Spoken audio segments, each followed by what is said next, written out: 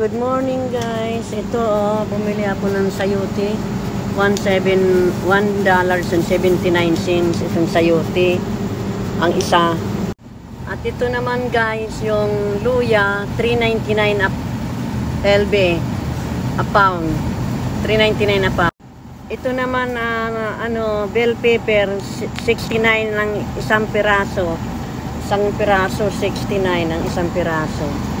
Itong broccoli naman guys, ang isang pound. Ang pound, 179 a pound. Kukuha rin tayo niyan guys. Kukuha rin tayo nito.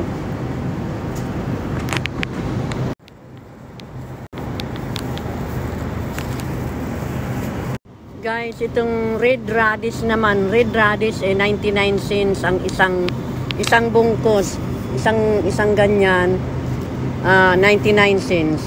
Kuha. Guys, ito naman ang green tulips, yan, $1.49 ang isang bungkos. At ito naman itong isang to, ang naman $1.49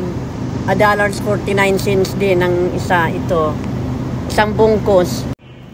Guys, ito naman ang repolyo, cabbage, yan ang presyo, 69 ang isang pound, 69 cents ang isang pound.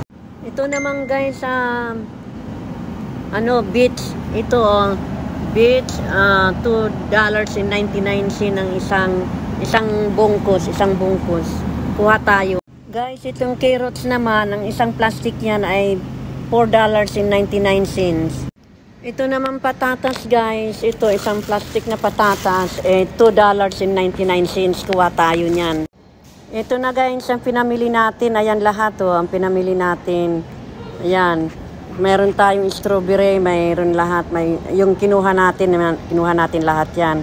At ayan dito ako sa mga gulayan guys. Ayan dito sa fresh produce. Ayan. Ayan guys.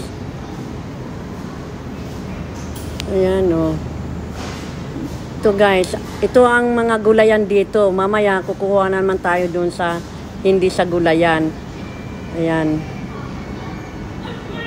Kukuha tayo naman sa iba. Ayan guys,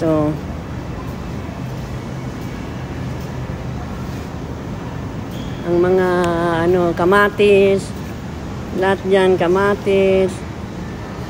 Ayan.